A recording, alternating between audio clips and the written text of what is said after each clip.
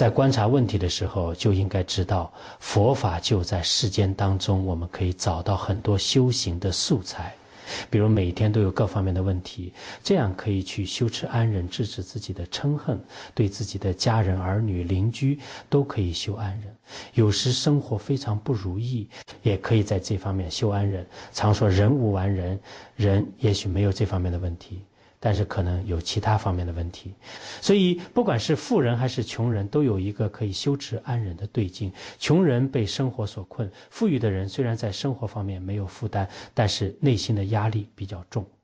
中观四百论，中圣天菩萨在这方面也做了很多教诫，可以从很多方面去分析观察。在一次又一次修安忍的挑战当中，我们内心佛法的思想观念就一次次的加强，还可以让我们去面对每天新出现的挑战。在每一刹那每一个事物当中，用佛法的思想修持菩提心、慈悲心、空、性见和无常观，